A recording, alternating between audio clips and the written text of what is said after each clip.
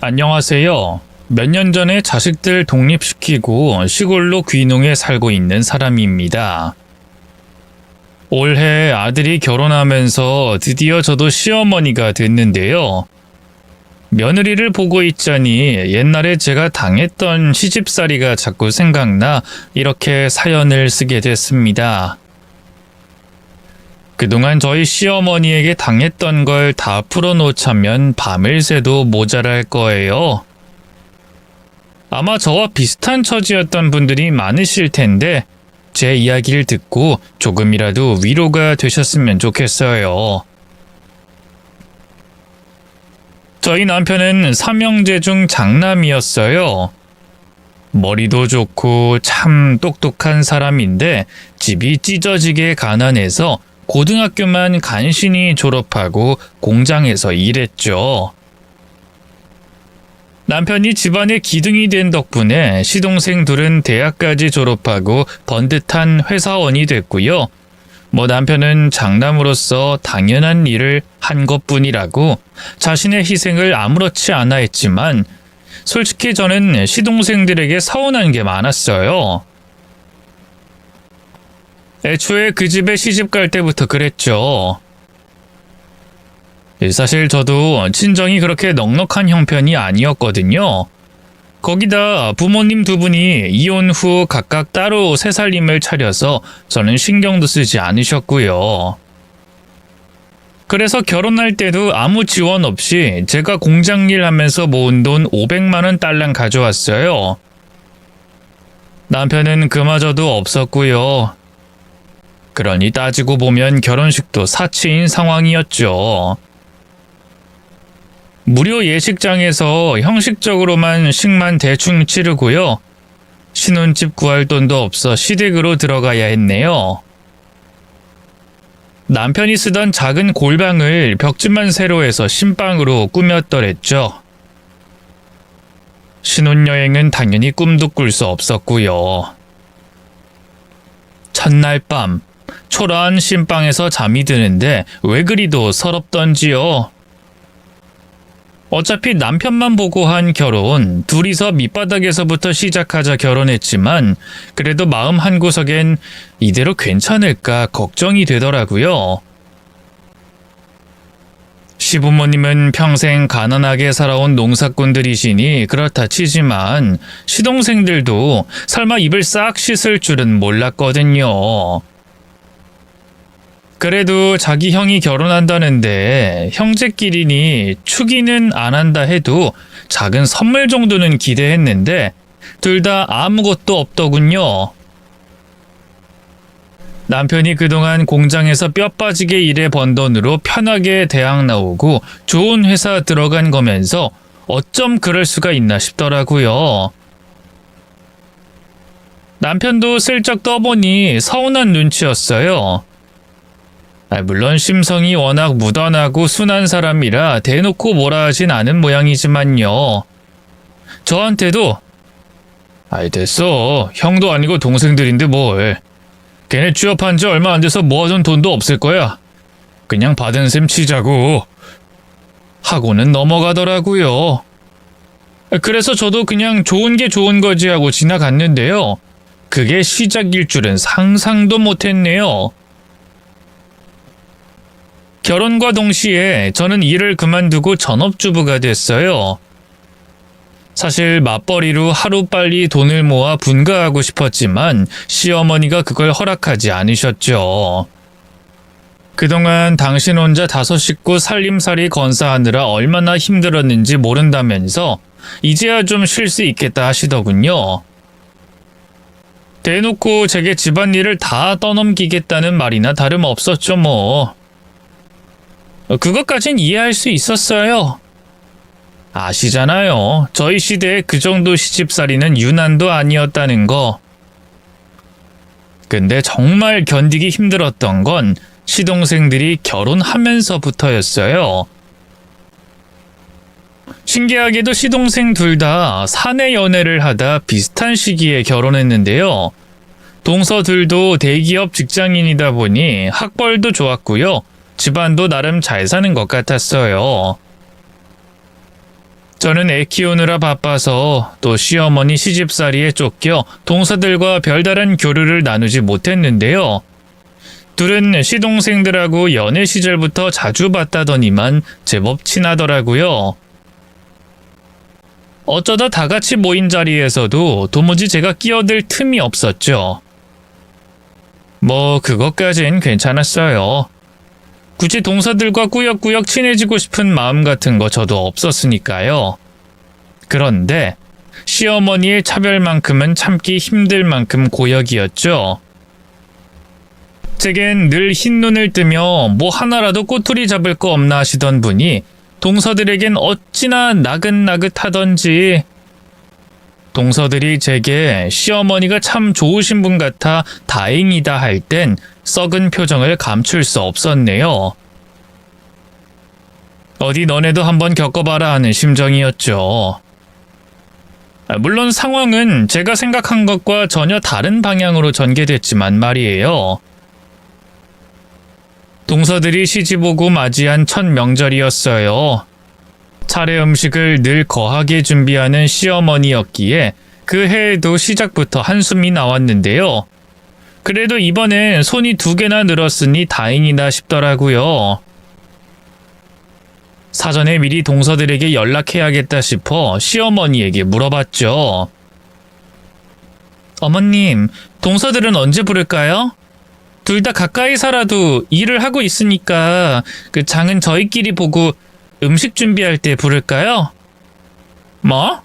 걔들을 왜 불러? 네? 아니 그야 차례 음식 준비해야 하니까. 아유 됐어. 걔들이 뭐 너처럼 집에서 한가하게 노는 전업주부도 아니고 둘 다 일하느라 바쁠 텐데 무슨. 됐으니까 올해도 그냥 너랑 나랑 둘이 하자. 이번엔 그렇게 많이 할 것도 아니고 식구들 먹을 만치만 할 거야. 생각지도 못한 시어머니의 반응이 당황스러웠어요. 제가 시집 오고 맞이한 첫 명절에는 일주일 전부터 이거 사놔라 저거 사놔라 괴롭히던 분인데 명절 당일에도 다른 친척 어르신들과 인사 나눌 틈도 없이 주방에서 허리가 휘도록 일만 한 기억이 아직도 생생한걸요. 나중에 알고 보니 동서 둘이 사전에 시어머니하고 작당 모의를 했더라고요. 일 때문에 차례 음식 돕는 건 힘들 것 같다면서 각자 두둑한 용돈과 명품 스카프를 선물했더군요. 거기에 혹한 시어머니는 저와 둘이 할 테니 신경 쓰지 말라 하셨던 거고요. 진상을 알고 나니 참 섭섭했습니다. 사실 시어머니가 남편과 시동생들도 대놓고 차별하셨거든요. 보통은 장남을 제일 위해 주잖아요. 근데 시어머니는 달랐어요. 남편이 결혼 전부터 생활비 대느라 힘들어하는 걸 뻔히 알면서도 시동생 둘에겐 용돈 한 푼 받지 않으셨고요. 어디서 좋은 고기나 영양제 같은 선물이 들어오면 전부 시동생들 먹이기 바빴죠. 그런 환경이었으니 시동생 둘도 남편 결혼할 때 입을 싹 씻었던 거고요. 근데 그게 며느리 차별로까지 이어지니 기분이 정말 상하더라고요. 한편으로는 자괴감도 들었네요. 내가 동서들만큼 좋은 대학 나와 좋은 회사 다녔으면 시어머니가 이렇게 무시했을까 싶어서 말이죠. 남편에게도 든든한 와이프 노릇을 못하는 것 같아 미안했고요. 어쨌든 결국 명절 음식 준비는 평소처럼 저와 시어머니 둘이 하게 됐어요. 시어머니는 옆에서 지켜보며 잔소리만 하는 역할이었으니 기실은 저 혼자 준비하는 거나 다름없었죠. 이번엔 소박하게 하자던 시어머니는 역시나 말만 그럴 뿐 또 열과 성을 다해 절 부려먹었어요. 전이고 나물이고 뭐 하나 빠지는 거 없이 다 만들어야 했고요. 약밥과 식혜같이 보통 사다 쓰는 것도 다 손수 만들었죠. 거기에 시동생들이 갈비찜에 잡채 좋아한다고 따로 챙겨주자며 그것까지 만들게 하셨네요. 동서들은 명절 당일이 돼서야 얼굴을 비쳤어요. 둘이 뭐 상 차리는 거나 치우는 것 같이 기본적인 것들은 좀 했는데요. 그 외에 다른 자잘한 일들은 전부 제가 도맡아 했네요. 그러자 동서들도 눈치가 좀 보였나 봐요. 슬그머니 제게 다가와 말을 걸더군요. 형님, 죄송해요. 요즘 회사 일이 너무 바빠서 도무지 쉴 수가 없더라고요. 어머님이랑 둘이 많이 힘드셨죠? 아이, 얼굴이 그새 반쪽이 되셨네. 근데 저희 둘이 있어봤자 별 도움도 안 됐을 거예요. 둘 다 집안일엔 젬병이라. 엄마가 저 귀하게 키운다고 손에 물 한 방울 안 묻히게 하셨거든요. 그래서 어릴 때부터 공부만 했어요. 커서는 일만 하고. 맞아요. 저희 일하는 거 보면 오히려 형님이 더 복장 터지셨을걸요? 누구 놀리는 것도 아니고 오히려 속만 시끄러워지더군요. 그래서 그냥 난 괜찮으니까 신경 쓰지 마 하고 몸을 돌렸는데요. 그게 시어머니 눈엔 또 곱게 보이지 않았나 봐요. 갑자기 다가와선 제 등짝을 후려치더군요. 아이고, 이거사 얼굴 좀 펴! 별로 한 것도 없으면서 뭘 그렇게 힘든 척 죽상을 하고 있어? 애들 마음 불편하게. 그게 아니라요, 어머님. 됐으니까 가서 식혜나 가져와. 과일도 좀 내오고. 시어머니는 제 말은 듣지도 않은 채 또 명령을 내렸어요. 그리고는 동서들만 챙겨 유유히 작은 방으로 가더군요. 오늘아 힘들었지?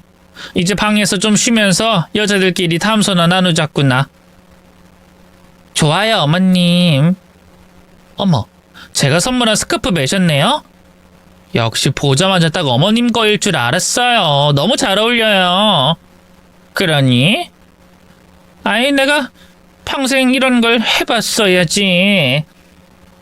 좀 과한 것 같기도 하고. 무슨 말씀이세요? 어머님은 피부가 좋아서 이런 큼직큼직한 무늬가 잘 어울려요.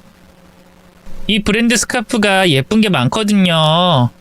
다음에 신상 나오면 또 하나 사드릴게요.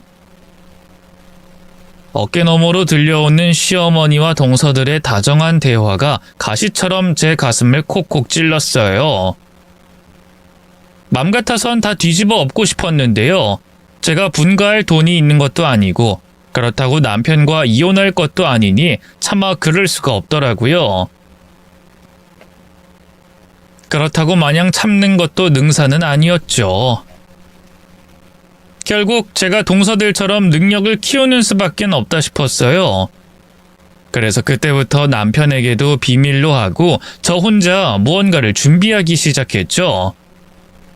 이건 나중에 뒤에서 자세하게 설명드릴게요. 첫 단추부터 잘못 깼기 때문인지 그날 이후 동서들은 은근하게 절 무시했어요. 집안 행사 때문에 연락해도 어머님과 얘기해 볼게요 하고는 먼저 툭 전화를 끊어버리고요. 시부모님 생일 준비나 이런 것도 자기들끼리만 상의한 후 제게는 통보식으로 알리더군요. 형님, 이달 말에 어머님 생신이잖아요. 외식할까 생각도 해봤는데 어머님이 집밥이 더 좋다고 하셔서요. 형님이 알아서 어머님 좋아하는 음식들로다가 준비 좀 해주세요. 케이크나 선물은 저랑 막내 동서 둘이 준비할게요. 생일상을 나 혼자서 준비하라고? 네, 저희는 음식 솜씨도 없고요. 무엇보다 형님이 어머님이랑 같이 사시니까 준비하기도 수월하지 않겠어요? 대신 저희가 케이크랑 선물 챙긴다니까요. 그거야 그냥 가게에서 사기만 하면 되는 거잖아.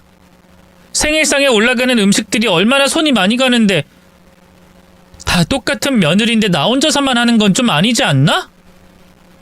못해도 와서 돕는 신용이라도 해야지. 그래요? 형님 의견이 전 그렇다면 일단 알겠어요. 어머님이랑 얘기해 볼게요. 동서는 기분이 나빴는지 인사도 않고 전화를 끊어버리더군요. 그리고 몇 시간 뒤 뭘 어떻게 전한 건지 시어머니가 씩씩대면서 제게 왔어요.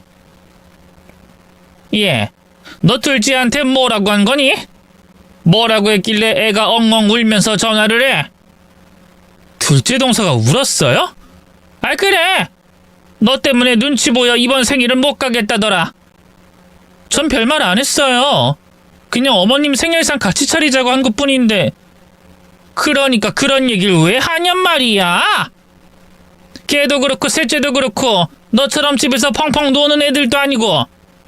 그깟 생일상은 너 혼자서도 차릴 수 있는 걸 굳이 애들 부르겠다는 건 군기 잡겠다는 것밖에 더 돼? 그런 의도는 아니었어요. 전 그냥 동서들이 매번 집안 행사 때마다 쏙쏙 빠지니까 이번엔 좀 같이 하자고. 다 같은 이 집안 며느리들이잖아요. 나름 침착하게 항변했는데도 시어머니는 헛웃음을 치더군요. 다 같은 며느리? 예. 너 정말 그렇게 생각하니?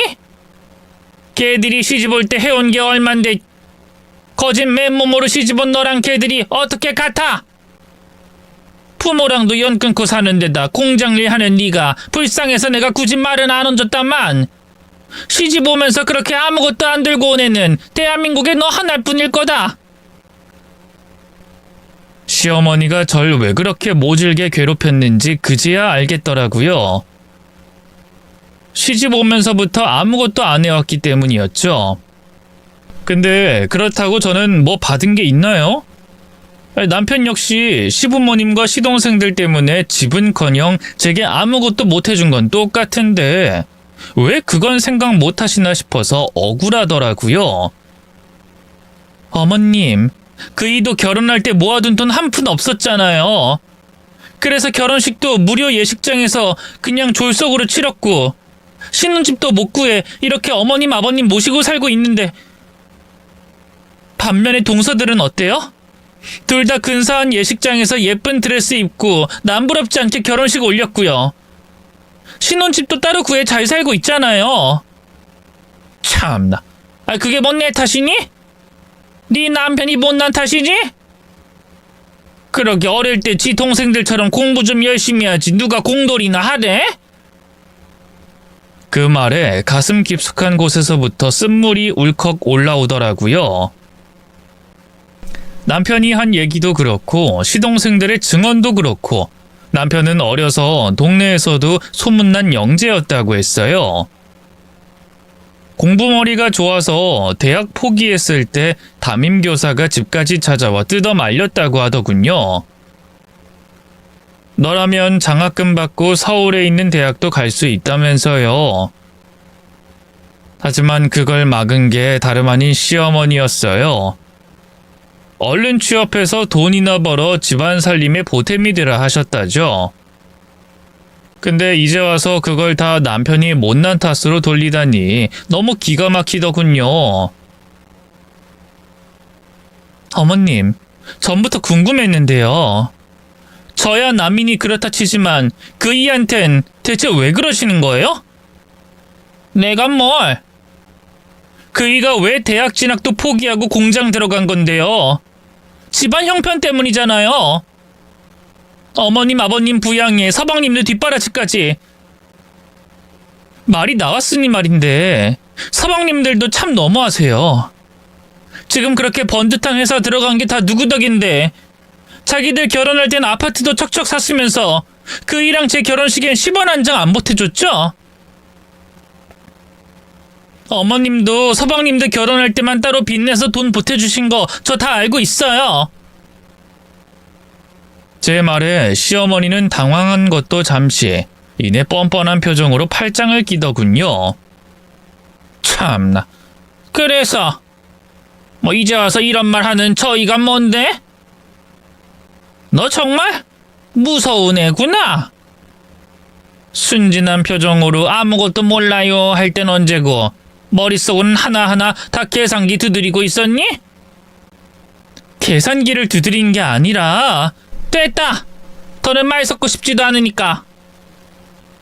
어쨌든 한 번만 더 애들한테 서열질하기만 해. 그때 내가 너 아주 본때를 보여줄 거야. 알아들어? 그날 이후 시어머니는 더욱더 제게 적대적으로 굴었어요. 집안일 해놓은 걸 트집 잡은 일이 배는 더 늘었고요. 저희 아들한테도 누굴 닮아 이렇게 시끄럽냐는 등 신경질만 내셨네요. 저한테 그러는 건 상관없는데요. 자식이 눈칫밥 먹는 건 정말 못 견디겠더라고요. 그래서 남편에게 빚을 내서라도 분가하자 얘기했는데요. 제가 워낙 힘들어하는 걸 남편도 알았기 때문인지 그러자 하더군요. 그래서 어느 주말 식구들이 저녁을 먹고 난 다음 남편이 슬쩍 얘기를 꺼냈어요. 어머니 아버지, 저희요 슬슬 분가하면 어떨까 싶은데요. 그러자 시어머니가 대번에 얼굴을 확 구기더군요. 뭐? 분가? 갑자기 왜? 갑자기는 아니고 계속 생각하고 있던 거였어요. 여기서 제 직장하고도 거리가 좀 있고요. 영재도 내년이면 초등학교 들어가는데 학군 생각도 해야 하니까요. 그놈의 회사 지금까지 군소리 없이 잘만 다녔으면서 이제 와서 왜 그래? 영재 학교도 우리 집 바로 앞에 초등학교가 있는데 거기 보내면 되잖아. 안 그래도 상철이랑 민철이 나가고 집이 휑한데 너까지 이러면 나 정말 서운하다. 분가하고 나서도 자주 들릴게요. 전화도 매일 드리고요. 그래도 같이 사는 거랑 어디 같어? 너 걱정할까봐 말은 안 했는데 너희 아버지도 나도 이제 몸이 옛날 같지 않아. 언제 어떻게 잘못돼도 이상할 게 없다고. 그때 집에 너랑 어머니 있어야 뭐 119에 신고를 해주든 병원을 데려가 주든 할 거 아니니? 두 분 다 아직 정정하시면서 왜 그러세요? 제가 뭐 해외로 이민을 가겠다고 한 것도 아닌데. 아니 무슨 말을 그렇게 서운하게 하니? 너 갑자기 왜 이래? 엄마가 뭐 잘못한 거 있니? 그럼 차라리 대놓고 말을 해. 사람 이렇게 피말리게 하지 말고. 급기야 시어머니는 눈물까지 보이시면서 서운하다며 본인 감정을 토로하셨어요. 결국 남편이 더 생각해보겠다며 분가 얘기를 물리고 나서야 진정되셨는데요. 답답한 마음에 홀로 방에 들어가니 남편이 슬그머니 뒤따라오더군요. 미안해 여보. 아무래도 분가는 힘들 것 같네. 어머니가 저렇게 우시니. 어머님도 참 평소엔 당신 본체 만체도 안 하면서 왜 저러신데? 기가 막혀 정말. 어머니가 원래 나 어려서부터 그랬어. 장남을 강하게 키워야 집안 기둥이 단단하게 선다면서. 그렇다고 날 동생들보다 덜 사랑하시고 그런 건 아니야. 그저 표현 방식이 다를 뿐이지. 당신도 너무 서운해 마라. 내가 더 잘할게. 응? 혹시 어머니가 당신 힘들게 하는 거 있으면 나한테 바로 얘기하고. 그래도 남편이 제 아픈 속을 어루만져 주니 한결 낫더라고요. 시어머니도 저희가 또 분가 얘기를 꺼낼까봐 겁이 났는지 한동안은 제게 잘해주시더군요. 뭐 딱 봐도 진심에서 우러나오는 게 아닌 가식일 뿐이라 불편하기만 했지만요. 그동안 시어머니는 제 생일을 한 번도 챙겨준 적이 없었어요. 미역국이나 선물은 고사하고 축하한다는 말 한마디 건넨 적이 없었죠. 그래서 생일엔 늘 남편과 외식하는 걸로 넘어갔는데요. 그 해 생일엔 웬일로 본인이 먼저 절 따로 부르시더군요. 어머마, 너 곧 생일이지? 지난번에 친구들하고 제주도 갔을 때 너 생각나서 하나 샀다. 시어머니가 제게 내민 건 잔뜩 구겨진 검은 비닐봉지였어요. 그 자리에서 풀어보니 웬걸 그 안엔 작은 립스틱 하나가 들어있더군요. 제대로 포장조차 되어 있지 않은 게 딱 봐도 시장 가판대에서 샀을 것 같더라고요. 그래도 나름 저를 위해 사셨다고 하니 좀 감동이긴 하더라고요. 원래 잘해주는 사람이 계속 잘해주는 것보다 못해주던 사람이 한 번 잘해주는 게 더 와닿는다고 하잖아요. 감사합니다, 어머님. 색도 곱고 너무 예뻐요. 잘 쓸게요. 그래, 너도 맨날 맨 얼굴로 다니지 말고 가끔은 화장도 좀 하고 그래라. 여자는 모름지기 꾸며야 여자 아니겠니? 네, 저도 좀 찍어 바르고 다닐게요. 잠시나마 저희 고부 사이에도 훈훈한 기운이 감돌았어요. 결혼하고 처음 있는 일이었죠. 하지만 그것도 오래 가진 못했네요. 그 주말, 모처럼 만에 시동생들이 동서들과 함께 집에 저녁을 먹으러 왔는데요. 식사 후 거실에 다 같이 둘러앉아 다과를 먹는데 시어머니가 안방에서 종이 가방 2개를 가져와 동서들에게 하나씩 주더군요. 어머님, 이게 뭐예요? 나 이번에 제주도로 여행 다녀왔잖니. 너희들 선물 하나씩 샀다. 아우, 이런 거 안 챙겨주셔도 되는데. 비싼 거 아니니까 부담 갖지 말고 바꿔라. 처음에 저는 동서들에게도 립스틱을 챙겨주셨나 했어요. 솔직히 좀 서운했지만 그래도 좋은 게 좋은 거라고 그냥 넘기려고 했는데요. 웬걸? 동서들이 종이 가방을 열어보니 거기엔 제 것과는 다른 립스틱이 들어있는 게 아니겠어요. 딱 봐도 백화점에서나 팔 것 같은 고급 브랜드였죠. 어머, 이거 제주도에서만 파는 거 아니에요? 저 한번 써보고 싶었던 건데. 그래, 이거 네가 전에 좋아하는 브랜드라고 하지 않았니?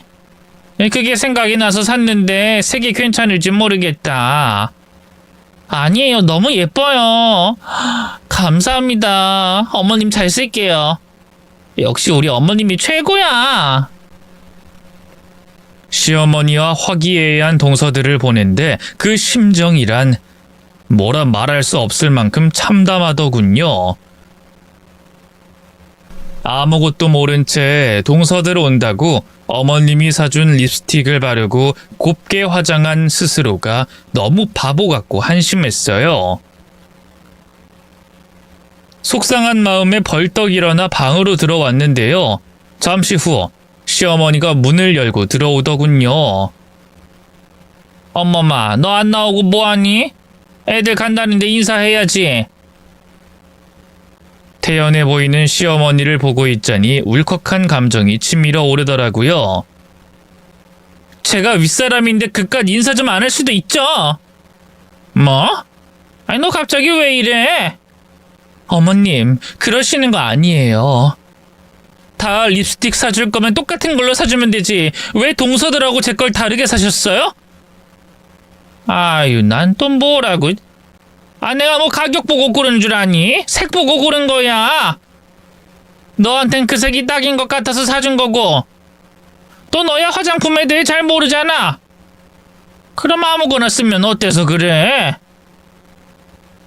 근데 둘째랑 셋째는 너보다 어려서 화장품에 관심도 많고 비싼 것만 쓰더라. 그럼 어디 시장표 사다 주면 쓰겠니? 그러니까 어머님 말씀은 전 시장표가 딱인 수준이고 동서들은 백화점께 딱인 수준이라는 거네요? 아니, 뭘 그렇게 꼬아들어? 이래서 사주고도 욕먹는다는 소리가 나오는 건가 보다. 앞으로 너한테 뭐 따로 챙겨주고 그런 거 없을 테니 걱정 말거라. 기껏 사다 줬더니 사람 성의를 무시해도 유분수지. 시어머니는 오히려 본인이 더 화를 내면서 나가버렸어요. 정말 너무 서럽더라고요. 그 자리에서 주저앉아 거의 오열하다시피 울었네요. 다른 분들이 보시기엔 뭐 그런 걸로 그러냐 하실 수도 있는데요. 며느리끼리 차별당해 보신 분들은 아실 거예요. 이게 얼마나 가슴에 맺히는 일인지요. 그날의 모멸감과 수치스러움은 아직도 잊혀지지가 않아요. 어쨌든 그 뒤로 시어머니와 제 사이엔 다시 냉기가 흘렀어요. 돌아오는 제사는 주말이었는데요. 시어머니는 기껏 찾아온 동서들에겐 간단한 재료 손질이나 시키고요. 제게는 전 부치는 것부터 시작해서 온갖 일을 다 시키더군요. 언젠가부터 동서들도 그걸 당연하게 여기는 눈치였어요. 뻔히 손이 놀고 있는데도 뭐 도와드릴까요? 묻긴커녕 자기들끼리 시어머니를 끼고 수다나 떨더군요. 어머님, 곧 칠순이신데 뭐 갖고 싶은 거 없으세요? 글쎄다, 딱히 생각나는 게 없는데. 아이, 칠순이라고 굳이 거하게 챙길 거 없다. 나이 먹는 게 뭐 자랑이라고. 에이, 그래도 그러면 안 되죠. 환갑도 아니고 칠순이신데. 아님 저희랑 같이 베트남 가실래요? 뭐? 베트남? 네. 이번에 저희 회사 창립 기념일이라고 이벤트를 했는데 글쎄 제가 항공권 2장이 당첨됐지 뭐예요. 그이는 시간이 안 된다고 해서 동서랑 둘이 가까운 베트남이라도 다녀올까 하고요. 어머님도 저희가 비행기표 끊어드릴 테니까 같이 가요. 정말? 나야 너무 좋지. 해외여행은 한 3년 전인가 개 모임에서 단체로 일본 갔던 거 빼곤 없거든. 순식간에 화제는 베트남 여행 준비로 바뀌었어요. 거기 뭐가 유명하다더라, 뭐가 맛있다더라, 자기들끼리 대화가 끝이 없더군요. 소외감이 느껴지긴 했는데요. 티내면 지는 것 같아서 일부러 이를 악물고 모른 척했어요. 그러자 막내 동서가 슬그머니 절 보더니만 갑자기 그러더군요. 근데 큰형님은 안 데려가요? 큰형님만 쏙 빼놓으면 좀 그럴 것 같은데. 그러자 시어머니가 막내 동서 시선을 따라 저를 흘낏 한번 보더니만 이내 코웃음을 치더군요. 됐다. 쟤는 애가 팍팍하고 재미없어서 해외가 뭐야. 국내 여행도 간 적이 없을걸? 여권도 없어서 집이나 지켜야지 뭐. 아유, 어머님도 참 형님 듣겠어요. 아이, 들을 테면 들으라지. 시애미가 며느리 눈치 보느라 입조심까지 해야 돼? 시어머니의 여벌한 듯한 무시는 솔직히 별 타격도 없었어요. 그저 유치하기만 하더군요. 자기들끼리 똘똘 뭉쳐서 사람 하나 바보 만드는 게 얼마나 한심한가요? 학생 때나 하던 짓을 나이 먹을 만치 먹을 양반이 하고 있으니 괜히 대거리에서 똑같은 사람이 되고 싶지 않았어요. 그래서 무시하고 그냥 제 할 일만 열심히 했죠. 결국 시어머니는 저만 쏙 빼놓고 동서들을 데리고 베트남 여행을 갔어요. 출발하는 날 제게 그러더군요. 나 다음 주 월요일에 오는 거 알지? 둘째가 공항에서 집까지 태워다 주기로 했으니까 딴 건 신경 쓸 거 없고 밥상이나 잘 차려놓거라. 센스 없게 또 고기 굽거나 그러지 말고 김치찌개나 뭐 그런 얼큰한 걸로.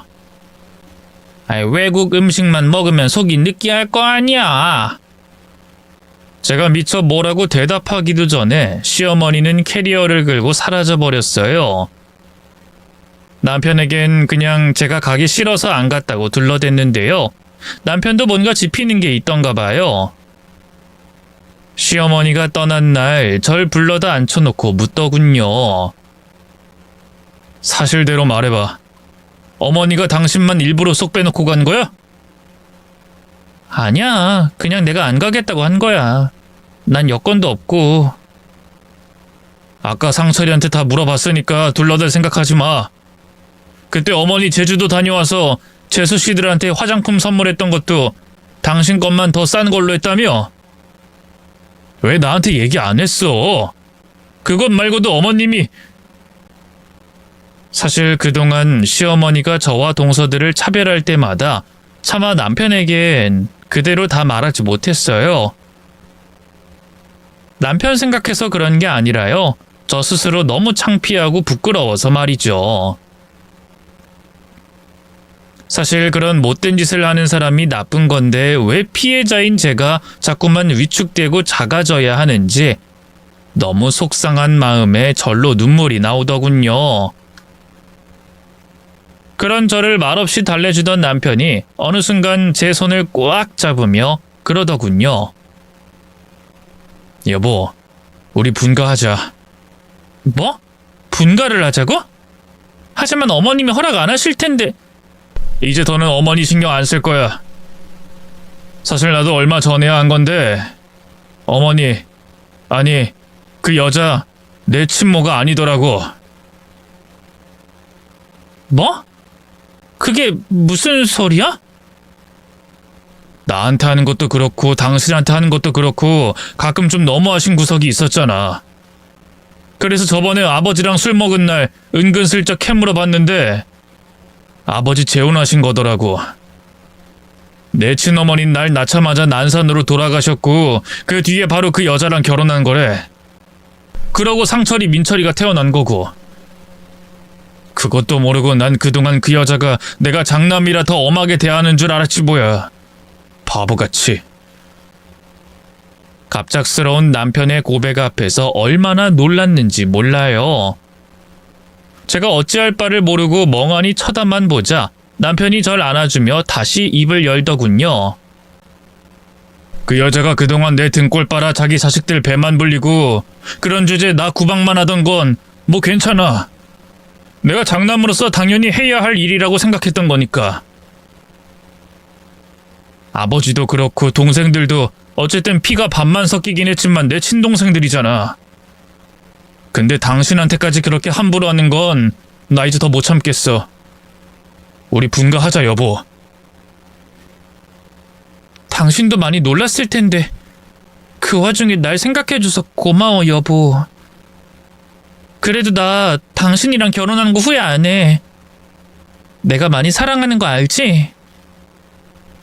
그렇게 남편과 눈물로 분가를 결심한 것도 잠시 곰곰이 생각해보니 좀 이상하더라고요. 사실 그 전부터 생각했던 건데 시동생들이 시아버지와 남편하고는 닮은 구석이 하나도 없었거든요. 그나마 둘째는 시어머니를 좀 닮았는데 셋째는 주원 자식이라고 해도 믿을 정도로 남같이 생겼죠. 뭐 외탁을 했을 수도 있긴 한데 뭔가 좀 찜찜하더라고요.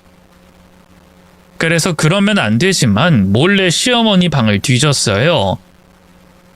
나이가 들면서 시부모님도 두 분이 각 방을 쓰고 있었는데요.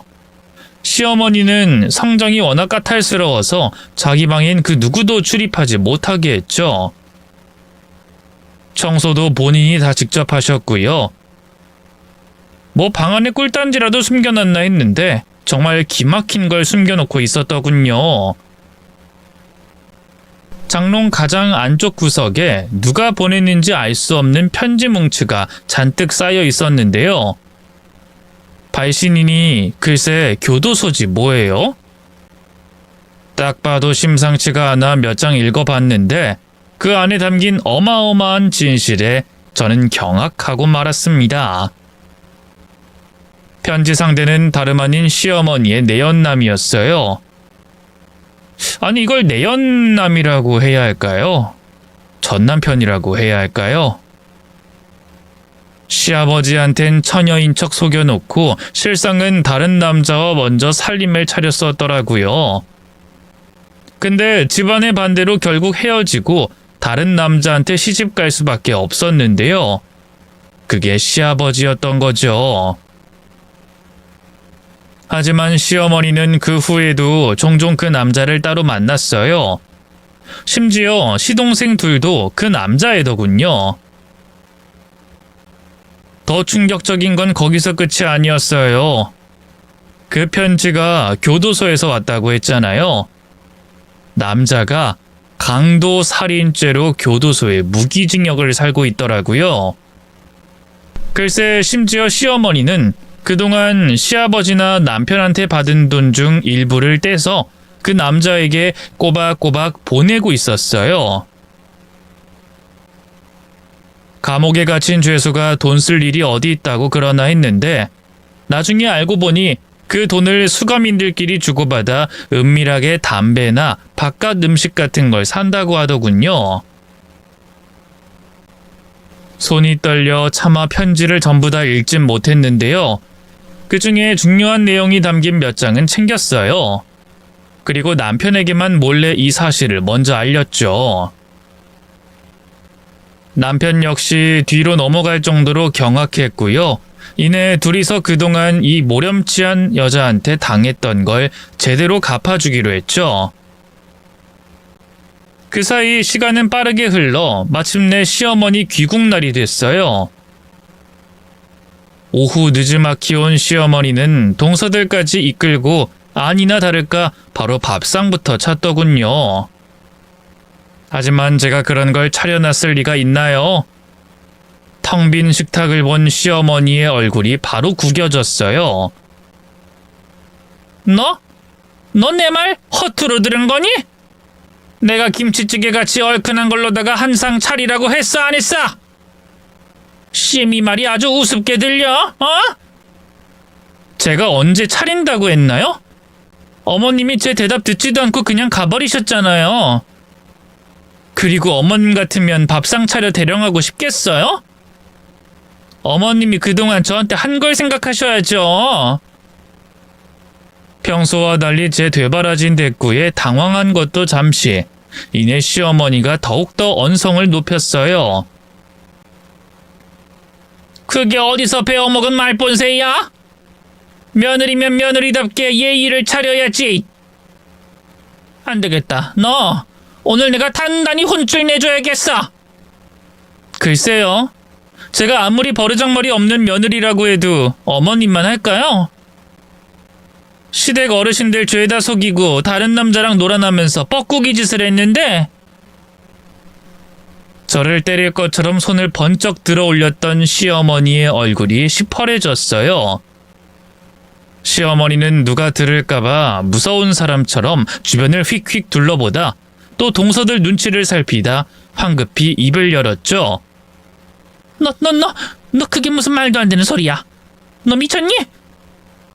어디서 무슨 이상한 얘기를 듣고 와서 이러는지 모르겠는데 저 안 미쳤고요.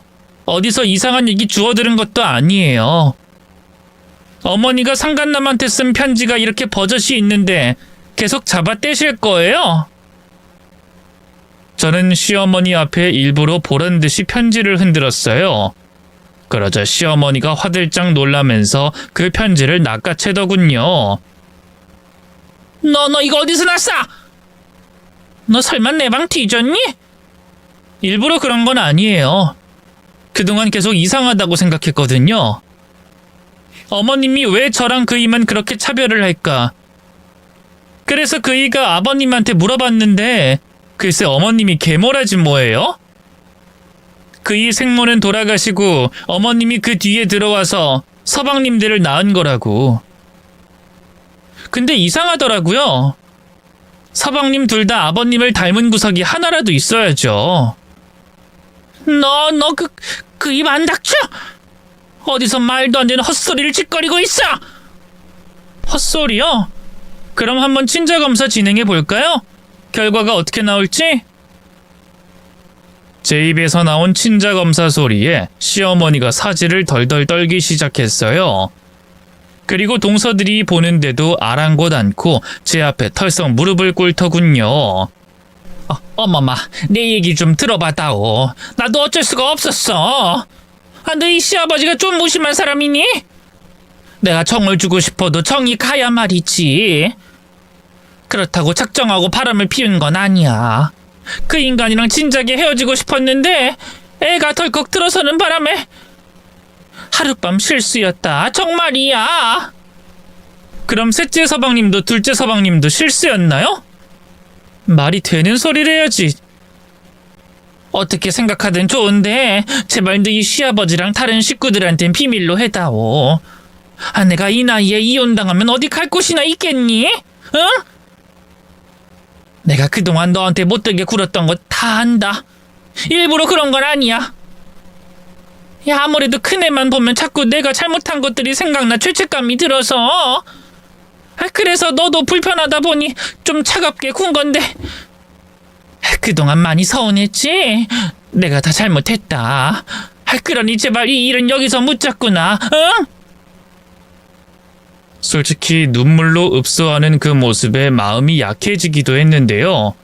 그동안 아무것도 모른 채 이런 여자를 위해 희생해온 남편을 생각해서라도 독해지기로 했어요. 뭐 이미 엎질러진 물이기도 했고요. 그도 그럴 게 안방에서 아버지와 남편을 비롯한 일가 친척들이 시어머니의 고백을 다 숨죽여 듣고 있었거든요. 아니나 다를까 이내 방문이 벌컥 열리면서 시아버지가 뛰쳐나오더군요. 지금 그걸 말이라고 해? 설마 했는데 그 자식을 나 몰래 만나고 있던 것도 모자라서 애까지 나? 여보, 당신 집에 있었어요? 집에 없었으면 왜? 또 무마하고 넘어간 다음 죽을 때까지 날 속이려고 했어? 그런 게 아니라 어떻게 30년이 넘는 세월 동안 나를 속여? 난 상철이랑 민철이가 내 새끼인 줄로만 알고 당신이 그런 끔찍한 사기를 친 줄도 모르고 당신이 경찰이 괴롭히는 것도 모른 척했어. 처녀였던 당신이 애까지 달린 나랑 결혼해준 게 고맙고 미안해서. 근데 이런 식으로 사람 뒤통수를 쳐? 여보, 내가 잘못했어요. 한 번만 용서해 주세요. 네? 용서할 일이 있고 아닌 일이 따로 있지. 대체 이게 무슨 집안 망신이야? 어? 시어머니는 시아버지 앞에서도 넙죽 엎드려 빌고 또 빌었는데요. 당연한 얘기겠지만 시아버지는 끝내 시어머니를 용서하지 못했어요.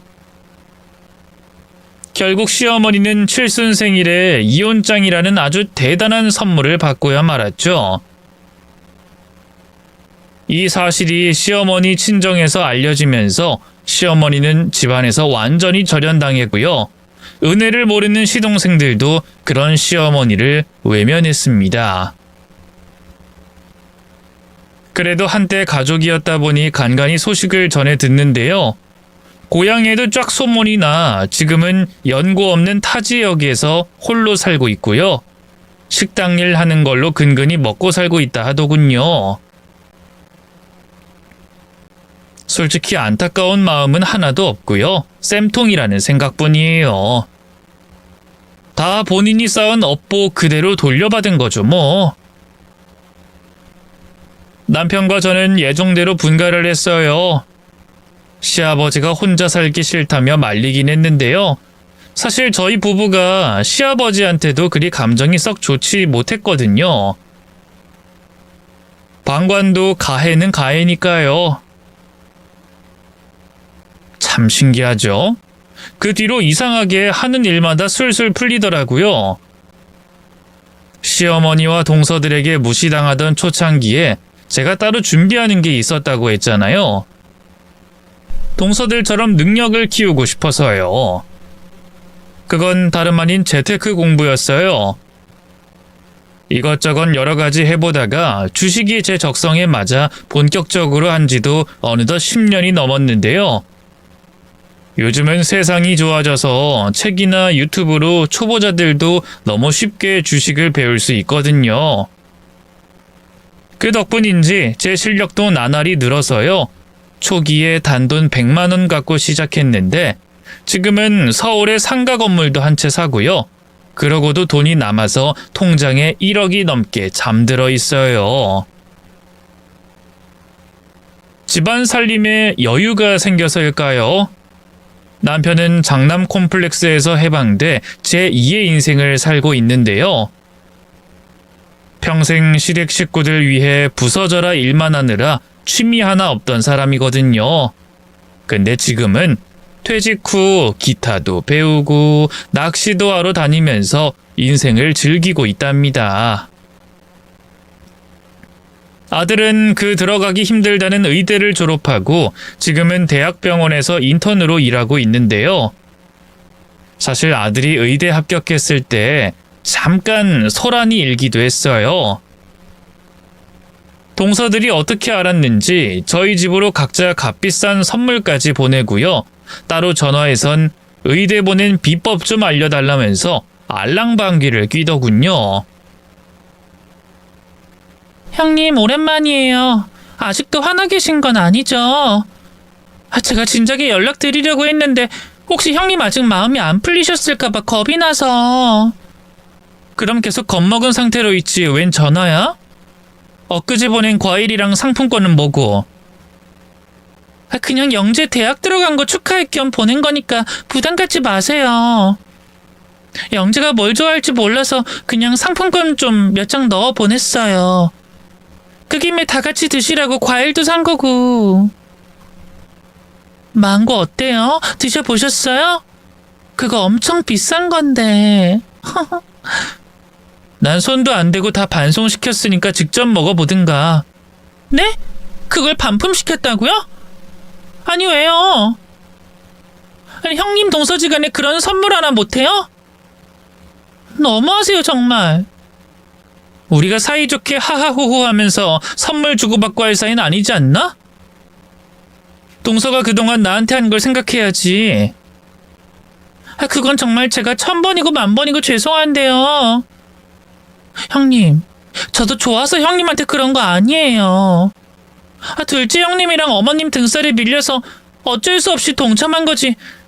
사실 저도 형님이랑 친해지고 싶었다고요. 말이 나와서 말인데 평소 어머님이 형님 대하는 거 저 참 너무하다고 생각했었어요. 신나게 같이 절 무시할 땐 언제고 이제 와서 다른 사람 탓을 하는 게 참 기가 막히더군요. 그런 제 마음을 아는지 모르는지 동서가 계속 입을 열었어요. 솔직히 어머님이라고 부르고 싶지도 않아요. 그런 여자. 그런 더러운 여자가 우리 남편 친모라니 너무 부끄럽고 수치스럽다니까요. 뭘 잘했다고 아직도 저희한테 연락이 와선요. 어찌나 알랑방귀를 끼어대는지. 아주버님이 생활비를 딱 끊어버리니까 이젠 저희한테 빨대 꽂겠다 이거죠. 평생 그렇게 남한테 기생하면서 살아왔을 거예요. 그동안 형님 어떻게 참고 사셨어요? 대단해요 정말. 제가 전부터 형님은 뭔가 다른 사람들하고 다르다고 생각했거든요. 그 여자가 아무리 괴롭혀도 흔들림 없이 꿋꿋하시고 그러다 기회를 봐선 제대로 역전 말로 홈런을 날려버렸잖아요. 진짜 너무 멋있어요. 됐고 더 할 말 없으면 끊을게. 아니 형님, 저희 언제 한번 만나서 밥이나 먹어요. 네? 우리 큰애 이제 고3 올라가는데 영재 어떻게 의대 들어갔는지 정보 공유 좀 해주시면 좋잖아요. 학원이며 과외며 뭘 한 건지 너무 궁금해요. 왜 갑자기 연락해 아부를 떠나 했더니만 역시나 따로 속셈이 있더군요. 사람은 참 쉽게 변하는 게 아니란 걸 또 한 번 느꼈네요. 그걸 왜 대학도 못 나온 나한테 물어봐? 명문대 나와서 좋은 회사 다니는 동서가 더 잘 알 거 아니야.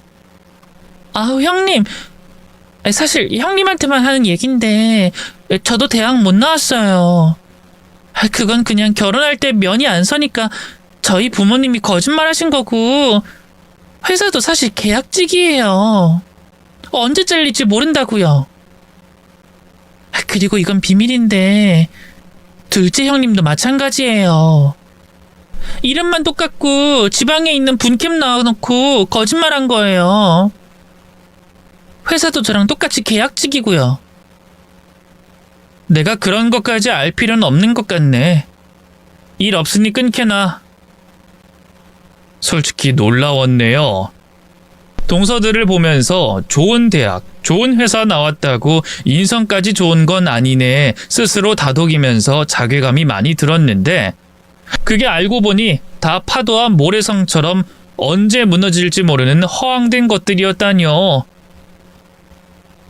그런 동서들에 비해 저는 정말로 노력해서 아들 의대도 보내고요. 열심히 재테크 공부해서 재산도 불렸으니까요. 더는 열등감을 느낄 필요가 없단 생각이 들더군요.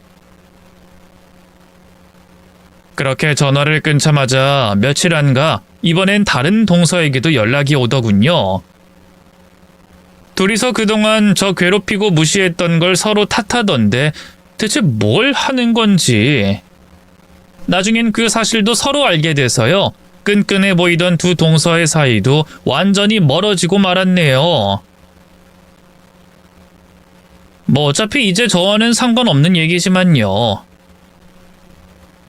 시댁과 거의 절연하다시피 하면서 당연히 두 시동생과 동서들하고도 연을 끊었거든요. 그쪽에선 저희가 재산도 늘고 아들 의사도 만들었으니 어떻게든 콩고물을 주워 먹고 싶어 야단들이지만요. 얼마 전 저희 아들이 결혼하면서 제게도 며느리가 생겼다고 했잖아요. 주변에선 의사 아들 키운 거 아깝지도 않냐고 사돈댁과 며느리에게 유세 좀 부리라고 하는데요. 저는 요즘 타산지석의 마음으로 살고 있어요. 절대 시모 같은 사람은 되지 말아야지 하고 말이죠. 그래서 결혼 전에 며느리 불러다 딱 앉혀놓고 말했네요. 아가, 내가 너한테 바라는 건 딱 하나다. 영재랑 너랑 둘이 오순도순 잘 사는 거. 그러니 나랑 너희 시아버지 어떻게 사는지 굳이 관심 기울일 필요 없다. 매일 안부 전화 같은 것도 할 필요 없고. 어머님, 자식된 도리가 있는데 어떻게 그래요? 아니야.